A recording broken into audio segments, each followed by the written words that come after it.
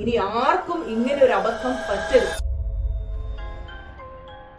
Hi friends, ഞാൻ Suja R Mohan, mind power trainer, celebrity coach and business coach. ഇന്ന് ഞാൻ നിങ്ങളോട് സംസാരിക്കാൻ പോകുന്നത് സോഷ്യൽ മീഡിയയിൽ വൈറൽ ആയിക്കൊണ്ടിരിക്കുന്ന ബോച്ചയുടെ സ്റ്റോറിയാണ്.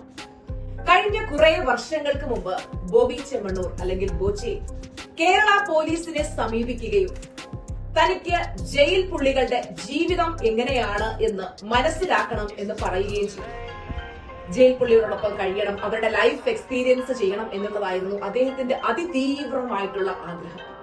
അപ്പോ തെറ്റ് ചെയ്യാത്തവർക്ക് ഒരിക്കലും ജയിലിൽ പോകാൻ കഴിയില്ല, ആ എക്സ്പീരിയൻസ് അനുഭവിക്കാൻ കഴിയില്ല എന്ന് പറഞ്ഞ് കേരള പോലീസ് ബോച്ചയെ സ്നേഹപൂർവ്വം മടക്കിയേക്കുകയായിരുന്നു.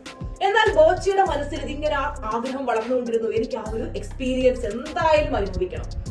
അങ്ങനെ അദ്ദേഹം തെലങ്കാനയില് ജയിൽ ടൂറിസത്തിന്റെ ഭാഗമായി ഇങ്ങനെ ജയിൽ പുള്ളികളുടെ ലൈഫ് എക്സ്പീരിയൻസ് ചെയ്യാൻ പറ്റുന്ന ഒരു അവസരമുണ്ടെന്നറിഞ്ഞ് തെലങ്കാനയിൽ എത്തുകയും അവിടെ 500 രൂപ അടച്ച് രജിസ്റ്റർ ചെയ്ത് ജയിൽ പുള്ളികളുടെ ലൈഫ് എക്സ്പീരിയൻസ് അദ്ദേഹം മനസ്സിലാക്കി. ജയിൽ പുള്ളികളോടൊപ്പം കഴിഞ്ഞു, അവര് കഴിക്കുന്ന അതേ ഭക്ഷണം, അവര് ചെയ്യുന്ന അതേ ജോലികൾ ചെയ്തു, അവര് കിടക്കുന്ന പോലെ വെറും തറയിൽ കിടന്നുറങ്ങി. അങ്ങനെ ആ എക്സ്പീരിയൻസുകളെല്ലാം അനുഭവിച്ചു. ഇന്നിപ്പോൾ വന്നിരിക്കുന്ന വാർത്ത, അദ്ദേഹം എന്താണോ അതിതീവ്രമായി ആഗ്രഹിച്ചത് അത് അദ്ദേഹത്തിന്റെ യഥാർത്ഥ ലൈഫിലേക്ക് ആകർഷിച്ചു എന്നുള്ളതാണ്. ആകർഷണ നിയമം എങ്ങനെയാണ് വർക്ക് ചെയ്യുന്നത് എന്നുള്ളത് നമ്മൾ മനസ്സിലാക്കണം. ആകർഷണ നിയമം പറയുന്നത്, നിങ്ങൾ എന്താണോ ചിന്തിക്കുന്നത്, നിങ്ങൾ എന്താണോ കേൾക്കുന്നത്, നിങ്ങൾ എന്തിനെ കുറിച്ചാണോ നിരന്തരം സംസാരിക്കുന്നത്, നിങ്ങൾ എന്താണോ ആഗ്രഹിക്കുന്നത്, അതിനെ നിങ്ങൾ നിങ്ങളിലേക്ക് ആകർഷിച്ചുകൊണ്ടേയിരിക്കുന്നു എന്നുള്ളതാണ്. ആഗ്രഹിക്കുന്ന കാര്യങ്ങളെല്ലാം നമ്മളിലേക്ക് വന്നെത്തുക തന്നെ ചെയ്യും. ബോച്ചെ അദ്ദേഹം അറിയാതെ ചെയ്തൊരു പ്രവൃത്തിയാണ്. അന്ന് അദ്ദേഹം അത്രയ്ക്ക് ആഗ്രഹിച്ചു, എനിക്ക് ആ എക്സ്പീരിയൻസ് വേണം. അപ്പോ നമ്മുടെ സബ് കോൺഷ്യസ് മൈൻഡിന് അറിയില്ല ഇത് നമ്മുടെ ഒരു തമാശയ്ക്ക് വേണ്ടിയിട്ടാണോ അല്ലെങ്കിൽ ഇങ്ങനെ ഒരു എക്സ്പീരിയൻസ് എടുക്കുന്നത് എന്നുള്ളതൊന്നും നമ്മുടെ സബ് കോൺഷ്യസ് മൈൻഡിന് അറിയില്ല. ഫീലിംഗോട് കൂടി കയറി പോയി കഴിഞ്ഞാൽ നമ്മുടെ മനസ്സ് വിചാരിക്കുക ശരിക്കും നമ്മളത് ആഗ്രഹിക്കുന്നുണ്ട് എന്നുള്ളതാണ്. പൗലോ കൊയ്ലോയുടെ അൽക്കെമിസ്റ്റ് എന്ന് പറയുന്ന പുസ്തകത്തില് നിങ്ങൾ വായിച്ചിട്ടുണ്ടാവും. അതിൽ പറയുന്ന ഒരു സെന്റൻസ് ഉണ്ട്, അതിതീവ്രമായിട്ട് ആഗ്രഹിക്കുന്നതെല്ലാം നേടിത്തരാൻ ഈ പ്രപഞ്ചം മുഴുവനും കോൺസ്പയർ ചെയ്യും, ഗൂഢാലോചന നടത്തുമെന്ന്. അങ്ങനെ അദ്ദേഹം എന്താണോ ആഗ്രഹിച്ചത് ഇന്ന് അദ്ദേഹത്തിന്റെ ലൈഫിലേക്ക് അതിനെ ആകർഷിച്ചു.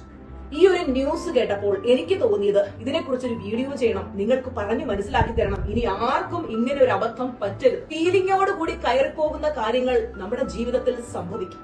അതുകൊണ്ടാണ് എപ്പോഴും നെഗറ്റീവ് ന്യൂസുകളിൽ നിന്നും ഒഴിഞ്ഞു നിൽക്കണം, നെഗറ്റീവായിട്ടുള്ള കാര്യങ്ങൾ മനസ്സിലേക്ക് എടുക്കുന്നത് ഒഴിവാക്കണം എന്ന് പറയുന്നത്.